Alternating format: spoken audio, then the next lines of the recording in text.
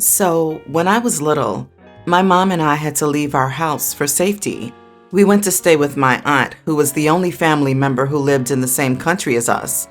Aunt agreed to take us in and said we could stay as long as we wanted until we found a new place. Well, 3 weeks in, she kicks us out without warning, and Mom and I are back on the road. Mom and I came back from school, and we saw our bags packed and on the front driveway. Aunt comes out and says we have to find somewhere else to live. It was awful. It took a huge toll and on both of our mental and physical health. My grades dropped. I became antisocial and a problem child in school. We would couch surf and go from hotel to hotel. Because Mom's partner had complete control over my mom's money when they were together, my mom had less than 100 pounds in the bank and would scramble to get money. She worked 3 jobs and I worked 1. We spent time in homeless shelters, and there was a point in time where my mom was seriously thinking that foster care would be the best for me. When I was nearly adult, we managed to secure a tiny 1-room apartment, and we've been living there ever since. I turned 18 a couple of weeks ago, and my aunt got in contact out of the blue. She said some nonsense about how my mom refused to keep in touch with her. We couldn't really afford to maintain the cost of phones, and how she'd like to see me again. I agreed, but the meeting quickly turned sour. I don't know why, but she assumes that we were living our best lives after she kicked us out. I snapped and told her how much that one decision messed our lives up, and I will never forgive her. I was pretty harsh with my words, but I couldn't believe she seriously thought kicking out a mentally, physically, and financially broken mother and her child would end well. I stormed out. She started crying when I explained the above. Last night I got a message from her, essentially begging for my forgiveness because she can't sleep and she feels awful. Am I the idiot? Something happened that you, as a little child, didn't know about. It could be something such as your aunt thinking that you guys used too much water, or something serious such as the person you and your mom fled, threatening her. Whatever it was, it still doesn't change the fact that she ripped the rug out from under you guys, and she shouldn't feel good about that. So she'll have a couple of sleepless nights, boo-hoo. Eventually, she'll find a way to make it your fault in her head, and that will let her sleep again. She's the idiot, and you guys don't need her in your lives. You didn't make her feel bad. This is 100% on her and her conscience, and something she should feel bad about. You were a child, and she rendered you homeless. Whether or not you forgive her is entirely your choice. You are not the idiot for telling her the truth. Not the idiot. What did she think would happen? She deserves to feel awful and realize the truth of what she did. Your honesty is for the best. You don't want her going around bragging that she kicked her sister and her niece out of her house, and it was the best thing she ever did, and you've been living wonderful lives ever since. If she couldn't share her home any longer, that's one thing, but to kick you both out and assume it was the best thing that ever happened for you is her living in Fantasyland. It feels like some info is missing here about exactly what happened when she kicked you out. That may be because you aren't aware of those details. Sounds like something happened between your mother and your aunt, and your mother decided to go no contact, and your aunt respected that. Because as soon as you became a legal adult, she's got back in touch, and it sounds like she's still not saying anything negative about your mother. Yeah, this may be a thing between sisters, but it doesn't matter about OP. Either the vile aunt kicked them out without reason, or Mom did something that caused it. OP was a victim of this situation. No idiots here. I'm sorry you had a difficult time and felt betrayed by your aunt.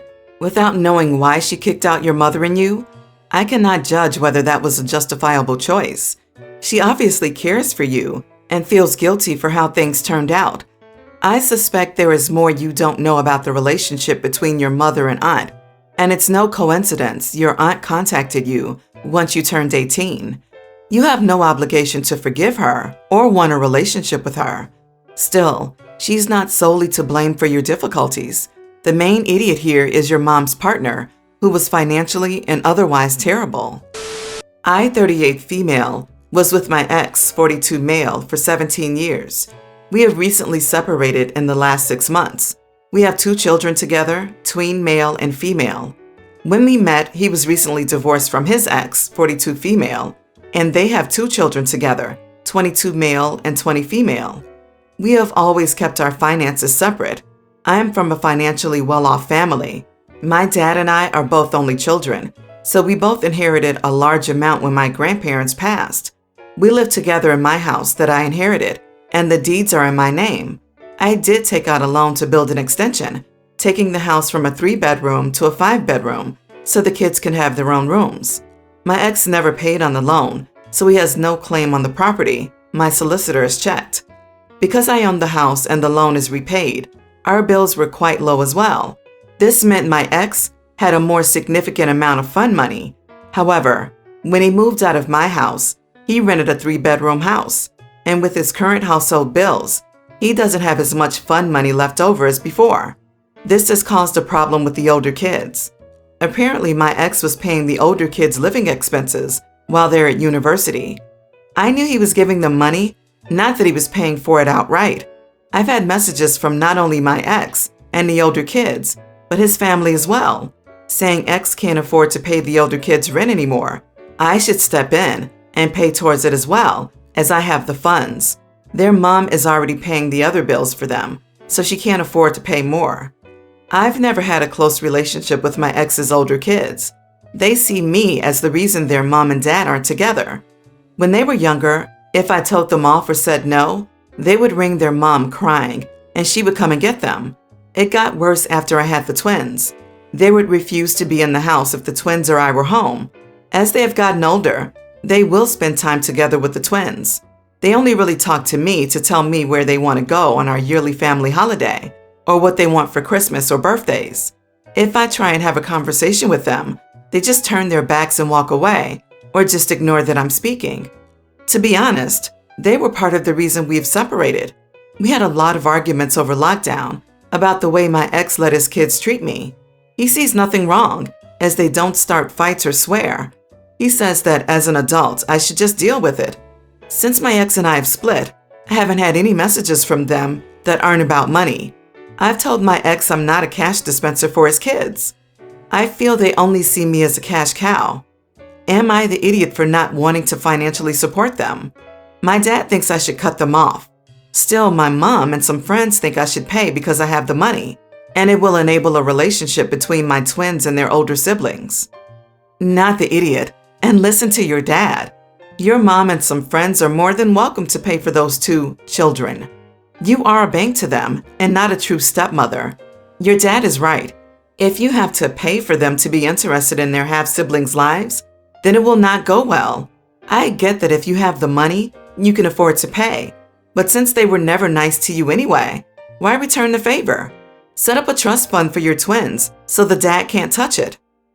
If the only thing that will enable a relationship between your twins and their half-siblings is for you to hand over cash to 2 full-grown adults who've never treated you like family, that isn't a relationship you want to enable. You are no longer dating their dad, so you are not even their stepmother. How more entitled can they get? Not the idiot, OP. Not the idiot. Those children can get jobs and start learning to provide for themselves. Plenty of people work through college. You've got your own 2 biological, underage children to handle.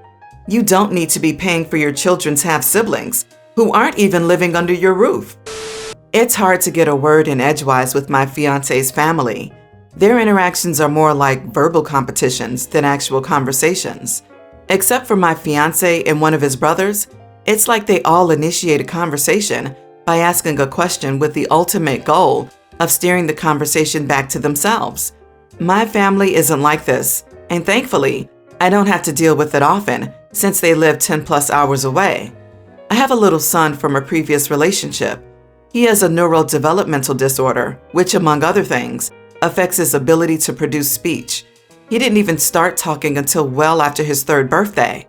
He still relies heavily on simple sign language and visual aids to communicate. So when he does talk, I drop everything and listen, period. That's how important it is to me that he feels heard. We visited my fiance's family and hosted dinner at our condo when his sister asked my son what he wanted for his upcoming birthday.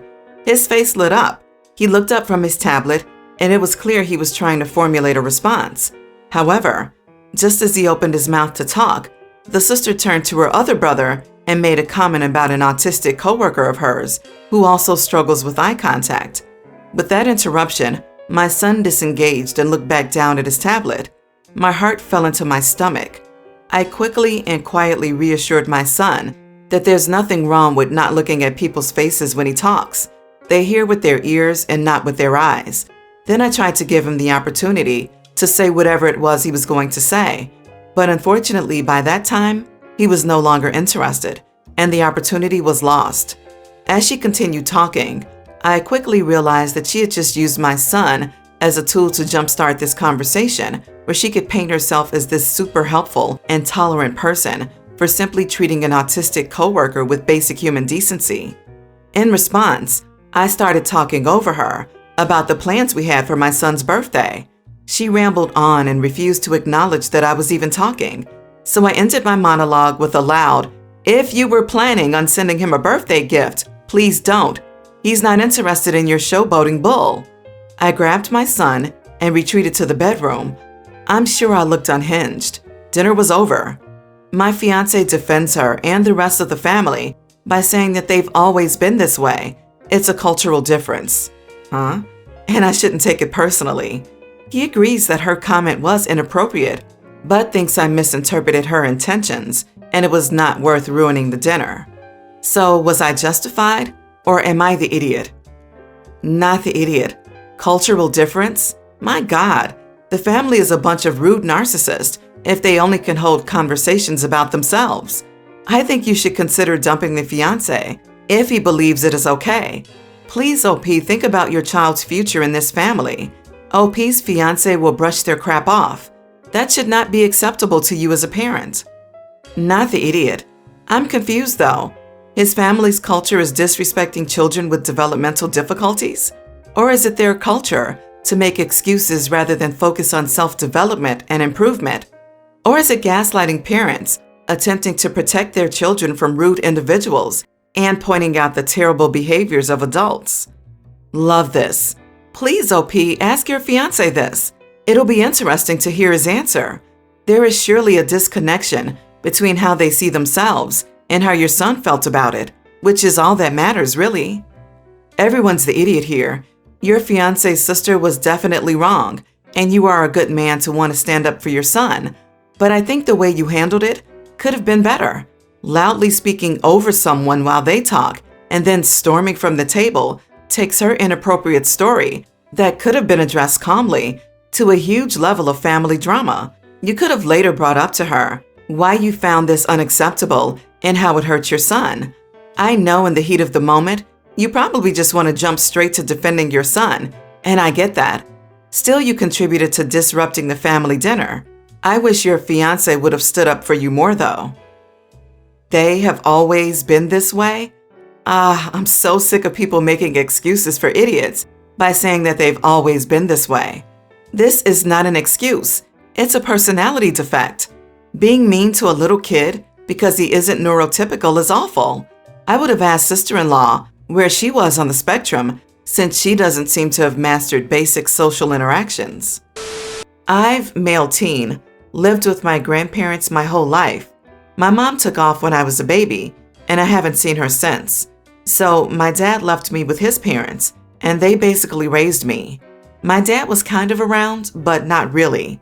He'd sometimes take me to his house for the night every month, drop me off, and be gone again. As a kid, I always asked him how come I can't live with him, and his reason was always that he works a lot. When I got older, I sort of saw the truth, which is he likes to live a single lifestyle. He's had like 1 million girlfriends, and that's how I ended up with 4 other half-sibs. But you know, they still live with their moms, so we only get to hang out when it's my dad's custody time, because he just leaves them at my grandparents' and doesn't hang out with any of us. We're all used to it by now, but what's annoying is to his girlfriends and friends, he acts like he's a hero for being a single dad. He talks about how hard it is, then brings me up specifically because my mom walked out, so it's like he cares for me full time. I usually don't say anything, but it bothers me. He made a Facebook post the other day. It was an older pic of him with my brothers and me the one time he took us to a soccer game 4 years ago. He was talking about sacrifices, but it's worth being a single dad. This made me mad and I commented, "You haven't even come to the house in like a month." Which is true. I haven't seen him for a month. He deleted his post and got mad at me for embarrassing him. My dad said I was disrespectful, and I don't know what it's like to be a single dad providing for us, so I don't get to act that way. He was really mad about it. After I thought about it for some time, I guess it was petty to embarrass him by calling out his lie, so I wanted to know if I was the idiot for doing it. Not the idiot. Truth hurts, I guess. A once-a-month parent isn't as comparable to single parents who have their kids full-time. He's only sacrificing one night a month to be with you. Though, a question does pop into mind. Does he provide financial support to your grandparents for expenses? The same goes with your half-siblings. I hope he's being financially supportive. Also, does he celebrate holidays and birthdays with any of his kids? Nah, he doesn't. My grandpa has his own business, so they never needed money from him. He spends money when he takes me out to eat or buys birthday gifts. I don't know about my half-brothers. Holidays, not really, but usually he does come by on birthdays. Once a month isn't comparable to most part-time parents who do every other weekend and then like half the summer. And the fact that the dad thinks he's making sacrifices is absolutely disgusting. He's pawning his children off on his parents and not caring that they exist unless it's time to make him look good. Wow.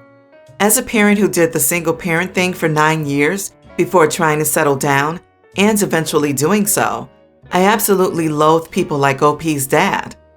Not the idiot. Your dad is mad because you corrected him, but he's the one who involved you, so that's on him. He made you a part of his lie, and you have every right to set the record straight. You aren't a prop. You are a person. Moral of the story? Don't abandon your kids if you want credit for being a good parent. I, 26 female, and my husband, 27, have multiple kids together. Our oldest is a daughter, and the second was a boy. My daughter is a little girl, son is a toddler, not in school until next year. I like to let the kids pick out their own clothes from whatever gender side when I go shopping. Then I decide if it's too expensive or there's a problem. Seldom is. My daughter usually prefers the clothes from the girls section, and my son usually prefers boys' clothes. However, my son sees some of the clothes from the other side, and he definitely likes the different colors. So he picked out a couple pairs of PJs in the girls section. One was purple with koala bears, one was pink with lemons, and the other was a pastel blue with animals. Not that I would care, but that was all that was on them. No truffles, trims, lace, bows, etc. Just plain color and animal/fruit. I said okay, couldn't see any fuss in it. We got home, showed my husband. He said he couldn't even tell, and they were PJs anyway, so who cares? He cares a little bit more than I do, but approved. We had no issues, and my son loved them. Then my mother-in-law came over to drop something off and saw my son. She asked my husband why our son was wearing pink. He explained and she told him that I was making my son feminine. She insisted that he doesn't know any better and it's inappropriate. She has continued to bring it up to my husband and thinks that it is borderline child mistreatment. So now my husband thinks I shouldn't let him choose from both sections anymore. And I said that's silly because he's just a little boy who likes all colors. We had a fight and he made me feel like I may be the idiot because my son could get bullied and that'd be my fault. I wouldn't try to get my son to dress like that. I just want him to decide. Am I the idiot? When my nephew was little, he insisted on having his nails painted. Some old guy asked him why his nails were painted, and he said, "What, you don't like Power Ranger blue?" PJs in any color aren't going to determine your child's future. Jesus, people. OP's not the idiot. Epic not the idiot. They're clothes. Clothes can't make a person feminine or masculine. Look, it maybe depends on how they wear it, but not be it. Let kids be kids. Mother-in-law sounds like trouble. If your little lad does happen to wind up enjoying more stuff from that side of the shop, he's gonna need you to make sure she doesn't try to bully him out of expressing himself.